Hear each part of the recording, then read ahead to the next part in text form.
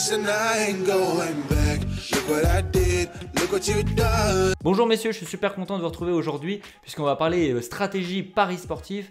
Alors j'aimerais vous donner du coup voilà tous mes objectifs pour l'année 2018-2019, donc toute l'année qui va suivre. C'est super important de faire ça, je vous invite à faire ça également de votre côté. Profitez, voilà, le mois d'août c'est idéal puisqu'il y a les trêves, les championnats vont bientôt reprendre et c'est très important de se fixer des objectifs. Ça permet voilà d'année en année de pouvoir s'améliorer et je trouve ça vraiment super important. Il n'est pas obligatoire de se fixer des objectifs vraiment inatteignables. Fixez-vous des objectifs plutôt cohérents par rapport à vos années N-1 et c'est d'ailleurs de ça qu'on va commencer à parler. Alors mon bilan sur l'année passée en termes de bankroll général, il était de plus 45%. Bien sûr ça ne comporte pas la Coupe du Monde puisque j'ai eu des résultats plutôt négatifs et du coup ça ferait plutôt baisser ce chiffre. Concernant les pronostics long terme maintenant, alors j'ai peut-être pas fourni le travail que j'ai fourni actuellement dans le passé, mais j'avais eu un résultat de plus 13%.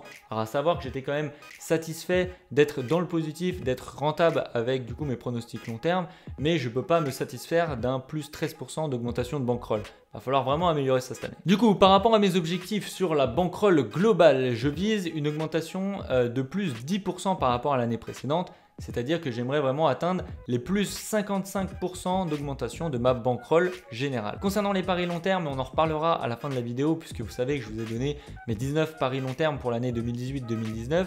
Je vise une augmentation de plus 15%. À peu près, hein, j'aimerais vraiment atteindre les plus 30% d'augmentation de bankroll.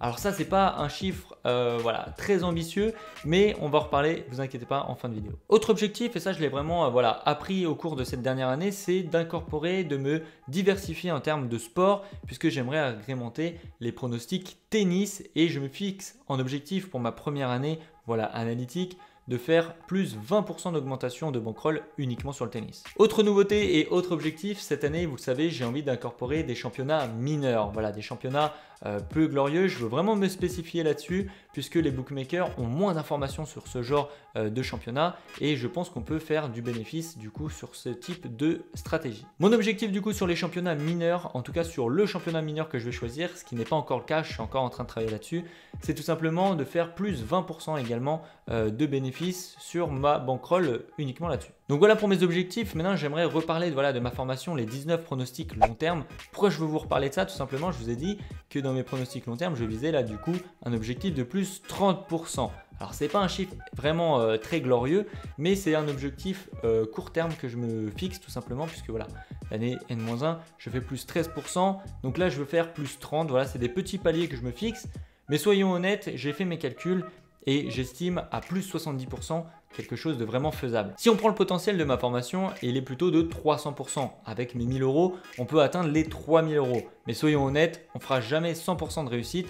Et du coup, avec mes calculs, en fixant vraiment les choses qui étaient les plus sûres et sachant qu'il va y avoir voilà, un petit peu des choses plus fun qui vont sûrement passer et d'autres des plus sûres qui ne passeront pas, je pense que les 70%, donc les 1700 € sont vraiment faisables et c'est vraiment un objectif personnel que je me fixe. Donc c'est-à-dire qu'à plus 30%, voilà, c'est le minimum syndical que je me fixe. Donc à partir de ce moment-là, je pourrais être quand même content.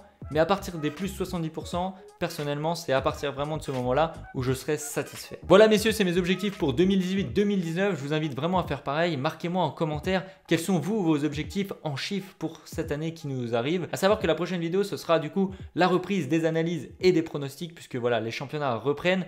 Donc j'ai hâte de pouvoir reprendre avec vous le VIP est également de nouveau fonctionnel avec la reprise de ce championnat. Si jamais la vidéo t'a plu, n'hésite pas à mettre le pouce bleu, ça me fait vraiment plaisir, à t'abonner pour suivre et ne pas louper les prochains pronostics qui arrivent.